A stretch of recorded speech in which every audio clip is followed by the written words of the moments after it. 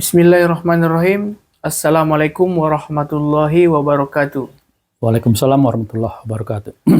Alhamdulillahirabbil alamin wassalatu wassalamu ala asrofil anbiya'i wal mursalin wa ala alihi wa sahbihi ajma'in.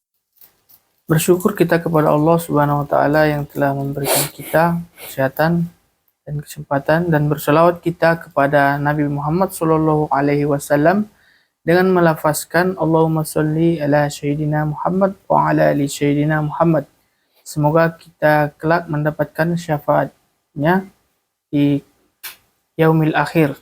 Amin. Pemirsa Kifah Channel yang dirahmati Allah, berjumpa lagi kita di acara Talk Show bersama Kifah Channel, yang mana kita akan membahas tentang berita-berita terhangat dan bagaimana atau Islam memandangnya.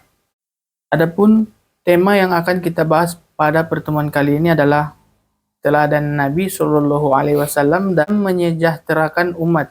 Untuk membahas tema ini sudah hadir bersama kita Ustadz Syarifuddin Caniago sebagai narasumber. Assalamualaikum Ustadz. Waalaikumsalam warahmatullahi wabarakatuh. Gimana kabarnya Ustadz? Alhamdulillah. Alhamdulillah. Begini Ustadz, miris mendengar tragedi seorang ibu di Kabupaten Bandung yang bunuh diri. Sebelumnya ia meracuni dulu anaknya yang berjumlah 2 orang agar bisa mati bersama. Tindakan tragis ini dilatar belakangi oleh depresi akibat tekanan kemiskinan Ustadz. Bisa Ustadz paparkan seburuk apa ketidaksejahteraan rakyat di negeri ini Ustadz? Ya. Bismillahirrahmanirrahim. Assalamualaikum warahmatullahi wabarakatuh. Waalaikumsalam. Alhamdulillahirabbil alamin wassalatu wassalamu ala asrofil anbiya'i wal mursalin wa ala alihi wa sahbihi ajma'in. Asyhadu an la ilaha illallah wahdahu la syarikalah wa asyhadu anna Muhammadan abduhu wa rasuluh allazi la nabiyya ba'da. Ya, bertemu lagi kita di Kifah Talkshow kita kali ini. Tadi sudah disampaikan oleh host ya, yang kita bahas tentang masalah kesejahteraan. Tadi yang diapakan adalah gambaran bagaimana kemiskinan di negeri ini ya. Nah, dia dari dari badan PBB yang masalah kemiskinan, mereka itu mengatakan bahwa kemiskinan di Indonesia sudah sampai pada 60, lebih di atas 60% penduduk negeri ini yang berada dalam kondisi miskin ya. Berarti sudah lebih dari separuh ya. Walaupun kemudian dari BPS ya mereka itu punya data yang berbeda. Tapi kemudian kita melihat bahwa data yang dari BPS itu data yang kurang kurang masuk akal ya, karena di situ disebutkan dia orang yang berpenghasilan 600.000 per bulan ya, itu sudah tidak terkategori miskin ya. Nah, padahal tidak mungkin seorang itu dengan uang 600.000 per bulan dia akan bisa memenuhi kebutuhan primernya ya dalam sebulan. Jangankan dulu mikir kebutuhan sekunder dan tersier ya, kebutuhan primernya sudah sangat sulit ya. Dan kemudian fakta-fakta seperti yang tadi disebutkan tadi ini, itu semakin menguatkan bahwa memang dia kemiskinan di negeri ini sudah semakin parah. Dan ini kejadian bunuh diri ini, kalau kita melihat dari data dari Bareskrim, Polri, ya, mereka mengatakan itu terjadi kecenderungan kenaikan angka bunuh diri setiap tahun. Itu sudah melebihi angka 1000-an orang setiap tahunnya yang bunuh diri ya. Nah, itu dia kemudian dia yang badan independen ya, yang menyebut dirinya sebagai Indonesia Association for Suicide Prevention ya. Jadi dia asosiasi untuk mencegah suicide ya, bunuh diri ya di Indonesia ya. Dan mereka mengatakan angka itu belum angka yang sebenarnya ya, karena angka itu angka yang terlapor di kepolisian. Dan di dalam jumlah jumlah kasus antara yang terlapor dengan yang tidak terlapor itu di negeri ini sangat tinggi menurut mereka, ya, bisa 300%. Ya. Artinya sebenarnya angka itu 3 kali lipat dari itu. Cuman yang terlapor cuman itu, ya.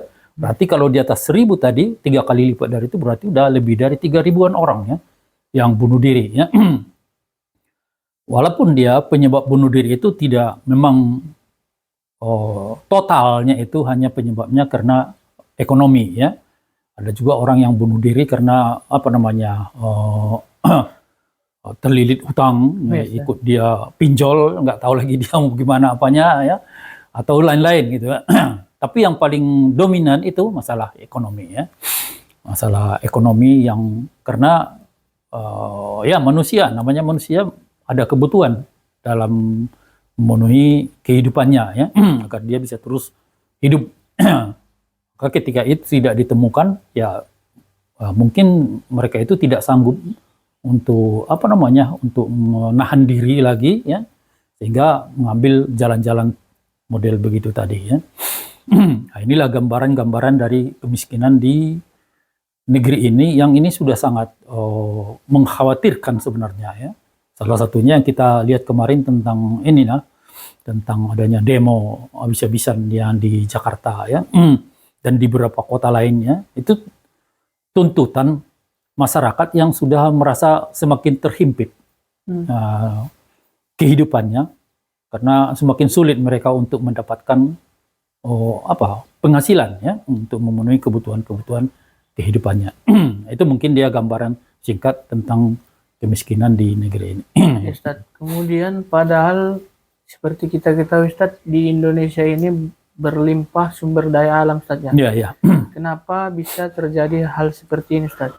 Itulah, itu ironi, ya. Itu selalu yang sudah sering sekali banyak orang yang mengatakan, ya, negeri kita jamrut khatulistiwa, ya, dan berlimpah, ya, bukan cuman dia sumber daya alam yang maksudnya itu apa namanya bahan-bahan yang ada di dalam bumi, tapi tanahnya itu pun semuanya tanah yang subur semuanya, ya, mulai dari Aceh sampai Sabang sampai Merauke itu subur semua tanah, tidak ada situ tanah tandus, ya, subur semuanya, ya.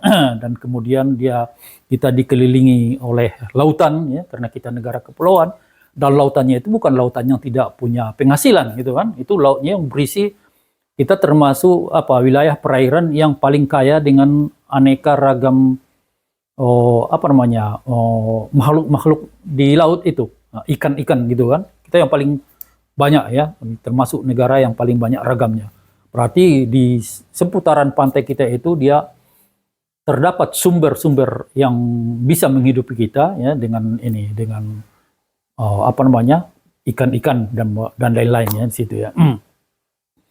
Nah, tapi kemudian yang terjadi justru ini, ya. Justru inilah yang terjadi. Itu semua tidak bisa membuat sejahtera, ya, rakyat kita, ya. Dan di sini tentunya kita tidak harus berbicara kepada inti permasalahannya adalah kepada sistem, ya, pada sistemnya. Jadi jika sistemnya sistem yang benar, maka tentu pasti sumber daya alam itu akan kita bisa manfaatkan, kan, untuk kesejahteraan bagi rakyatnya. Nah, jadi kemudian ketika ini tidak kita dapatkan, maka persoalannya kita harus lihat apakah memang sistem ini sistem yang mampu untuk bisa menjaga sumber daya alam tadi agar bisa kita manfaatkan atau tidak, ya. Dan kita lihat ini di dalam sistem kita ini yang paling dominan di sini adalah tentang, kalau kita bicara tentang masalah ekonomi, ya, dia itu kapitalisme, ya. Di mana kapitalisme itu di situ ada dia kebebasan dalam kepemilikan, ya. Sehingga dengan begitu orang-orang sangat bebas mereka untuk memiliki apapun yang bisa mereka dapatkan, sehingga terjadilah kesenjangan antara yang kaya semakin kaya, yang miskin makin miskin.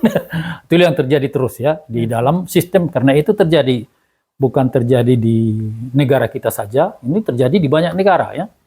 Nah, seperti kemarin kejadian yang cukup tanda kutip mengerikan yang terjadi di Nepal, gitu kan. Nah, itu sampai kemudian apa namanya, perdana menterinya dipukuli dan anggota-anggota dewannya pun ditelanjangi, diceburkan ke sungai dan ya, itu karena rakyat itu melihat kesenjangan ya, mereka yang di atas sana itu berfoya-foya, sementara rakyatnya ini. Dari ini semua bukan sesuatu yang terjadi dengan begitu saja, karena begitulah hasil akhir dari penerapan sistem kapitalisme ya. Dimanapun terjadi, bahkan kita bilanglah seperti Amerika ya. Amerika nggak begitulah ya, enggak juga ya. Kita melihat di sana itu, kalau kita lihat dia YouTube itu ada banyak video-video yang memperlihatkan semakin tahun semakin banyak orang-orang di Amerika itu yang berkeliaran di jalan tidak punya rumah gitu kan. Nah, mereka tidur di emperan-emperan toko ya. Jadi bayangkanlah itu kalau di Indonesia ini mungkin tidur kita di emperan toko itu masih agak lumayan aman lah gitu kan dari sisi cuaca ya. Kalau di sana Amerika itu kan ada musim dingin. Ya. Musim dingin itu ya salju turun ya. Orang yang tidur di emperan toko itu bisa beku gitu, mati beku dia. Tapi itu tidak kalau kita bilang Amerika itu negara yang kaya raya dari segi dana dan segala macamnya. Kenapa mereka tidak mampu untuk setidaknya membuat orang-orang itu tidak berkeliaran di jalan gitu kan. Nah, itulah dia dalam pandangan kapitalisme itu, dia manusia itu adalah makhluk yang berkompetisi ya, berkompetisi untuk mendapatkan harta ya.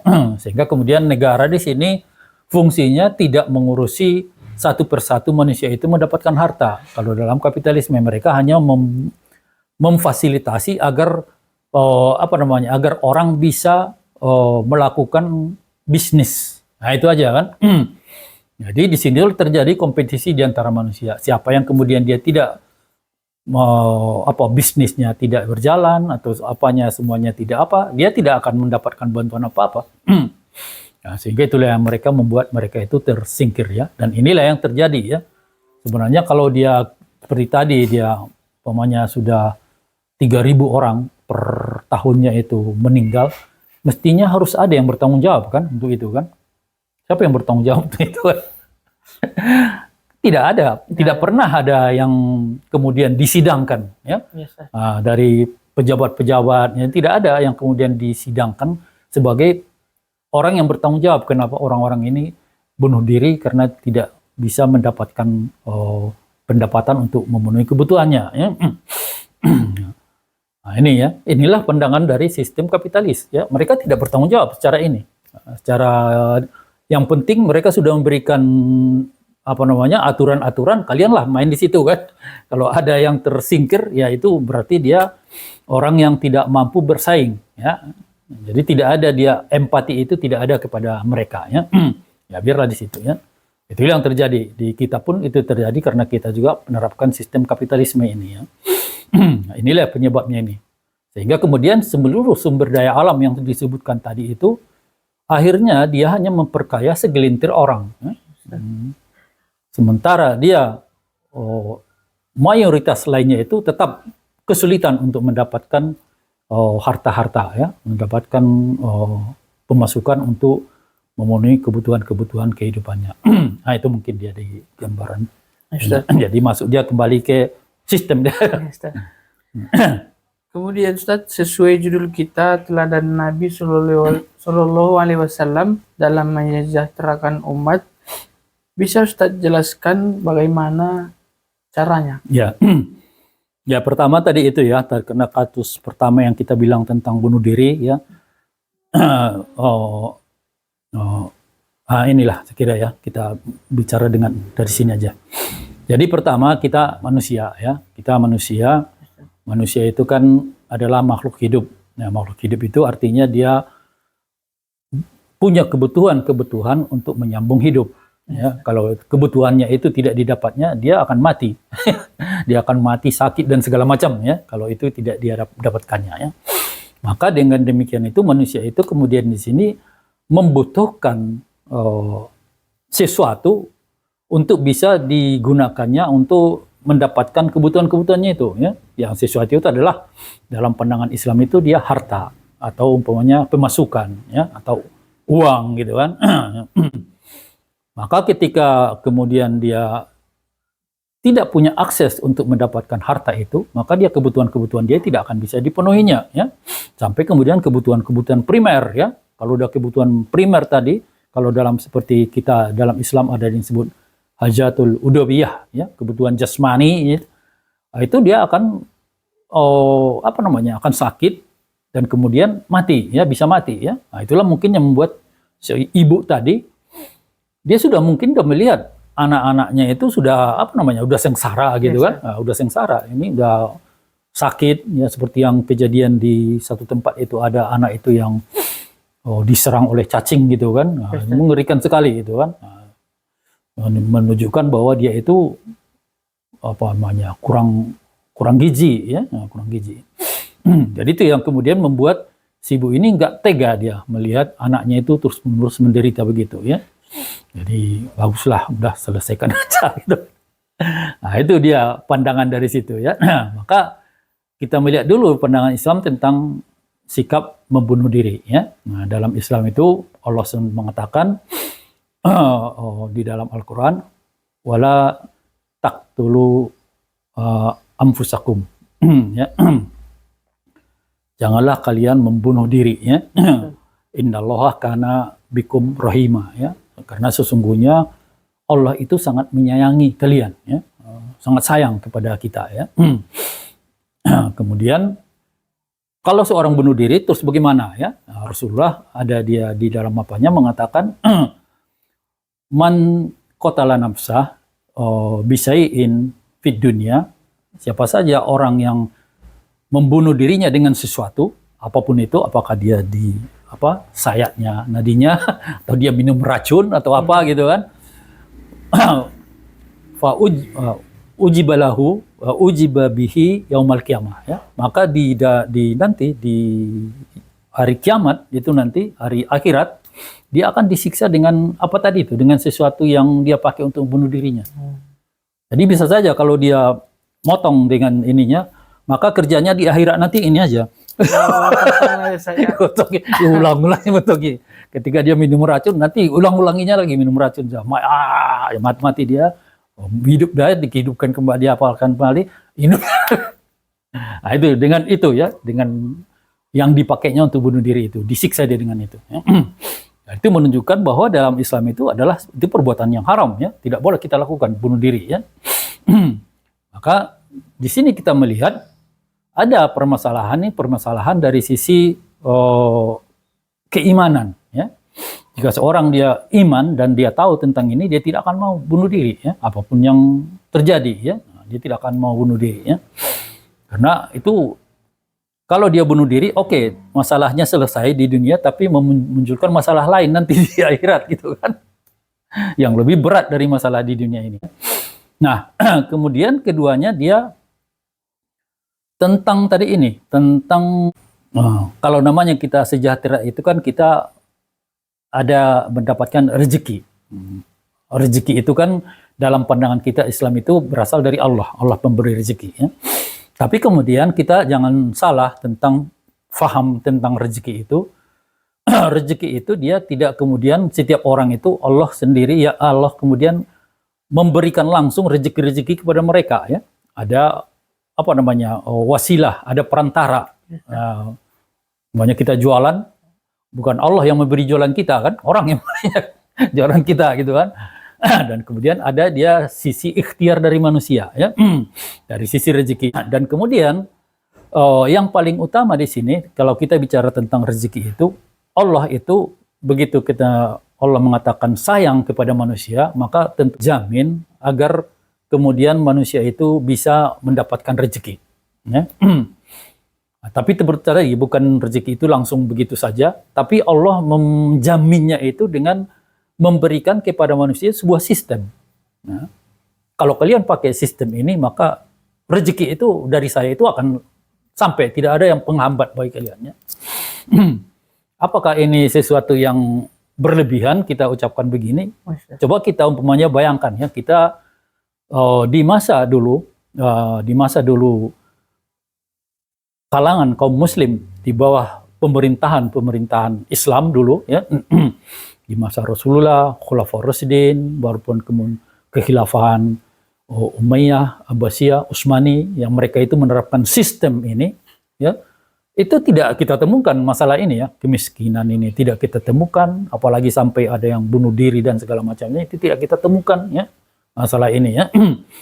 Nah, dan ketika kita sudah meninggalkan sistem ini dan kita justru mengambil sistem kapitalis yang sangat mengerikan itu tadi ya, nah, itu yang terjadi ya. Jadi sistem itu menjadi penghambat ya, itu menghambat rezeki ya, karena rezeki itu Allah memberikan rezeki itu kepada kita dengan syarat pakailah sistemnya ya. Kalau ini pakai sistemnya maka rezeki itu akan datang ya. Sama seperti umpamanya kita ini ya. Allah melarang segala kemaksiatan kita lakukan ya. Tapi itu kemudian hanya bisa kita lakukan kalau kita memakai sebuah sistem ya. Sistem Islam ya. Maka ketika kita pakai sistem Islam maka segala kemaksiatan, kemungkaran dan lain-lain itu akan hilang ya. Begitu kita tidak memakai ini, maka muncul dia semuanya ya, maka muncul semuanya.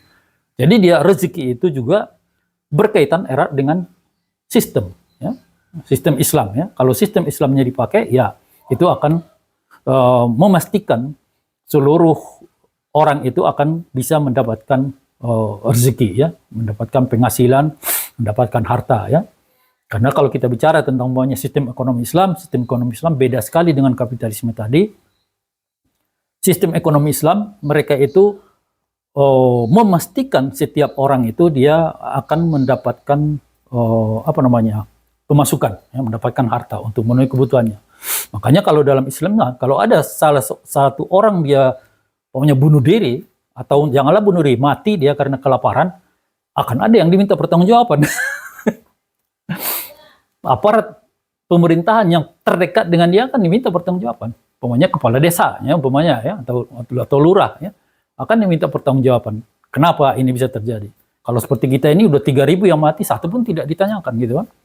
Tak ada yang bertanggung jawab tentang hal itu kan. Sehingga semuanya tenang-tenang aja ya. Makanya dalam Islam itu beda sekali ya. Dan inilah yang kemudian sistem inilah yang diterapkan oleh Rasulullah ya.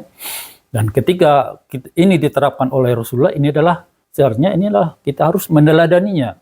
Bagaimana tadi judul kita kan, meneladani Rasulullah menyejahterakan umatnya. Nah, Rasulullah menyejahterakan umat dengan memakai sistem yang datangnya dari Allah. Nah itu. Jadi kalau kita melakukan sesuatu yang sebaliknya, meninggalkan sistem dari Allah itu dan memakai sistem-sistem lain, terutama ini sistem kapitalisme yang buruk ini, maka tentunya akan terjadi hal yang yang bertentangan dengan hal yang terjadi ketika Rasulullah ketika umat ini diatur dengan sistem Islam ya. Maka teladan Rasulullah dalam menyejahterakan umat adalah mengatur umat dengan sistem Islam ya, dalam masalah ekonomi, dalam masalah perpolitikan, bernegara dan segala macam semuanya diatur. Semuanya itu ada aturannya dalam Islam ya. Terutama kita bicara sekarang ini ekonomi ya. Karena kita bicara tentang kesejahteraan ya. Jadi itulah teladan yang ditunjukkan oleh Rasulullah ya. Dan itu dia bukan cuma teladan seperti yang saya bilang tadi, dia tuh ada bukti fakta sejarahnya ya, bahwa memang terjadi ya. Terjadinya bukan setahun 2 tahun itu, terjadinya hampir melebihi dari 1000 tahun ya. Tidak ada kasus begini terjadi di tengah kaum muslim lebih dari 1000 tahun. Semenjak Rasulullah menegakkan daulah Islamiyah di Madinah sampai kemudian runtuhnya daulah Utsmani, daulah Khilafah Utsmani di Turki tahun 1924 ya. Dan kita itu baru 100 tahun ya. 100 tahun lebih, 101 tahun sejak runtuhnya daulah Khilafah Utsmani, yang artinya sejak tidak lagi diatur dengan aturan sistem Islam, kita sudah sangat begini ya. Di Indonesia saja udah 3.000 orang 1 tahun yang bunuh diri karena masalah-masalah ekonomi ya. Belum lagi di negara-negara lain ya. Kita tahu banyak negara-negara Muslim yang mereka itu ya hampir sama ya, kesulitan seperti Bangladesh ya, seperti Pakistan juga, yang lain-lain ya, Afghanistan dan banyak lagi persoalan-persoalan yang mereka itu kesulitan untuk mendapatkan harta ya, dan itu semua dikarenakan oleh kita tidak lagi menerapkan sistem yang diberikan Allah untuk menjamin kita mendapat harta. Nah, itu mungkin gambarannya. Ustaz, terima kasih Ustaz atas pemaparannya. Ya. Semoga bisa menambah ilmu keagamaan kita. Pemirsa Kifah Channel yang dirahmati Allah, penderitaan ini hanya bisa dituntaskan dengan penerapan syariah Islam secara kafah dalam naungan khilafah. Inilah tuntunan baginda Nabi Shallallahu Alaihi Wasallam dan dilaksanakan oleh para khalifah sepeninggal beliau. Jangan lupa like, komen, dan subscribe, dan tekan tombol notifikasinya supaya tidak ketinggalan berita-berita terviral dari channel kita. Wallahu a'lam bishawab. Assalamualaikum warahmatullahi wabarakatuh. Waalaikumsalam warahmatullahi wabarakatuh. Alhamdulillah.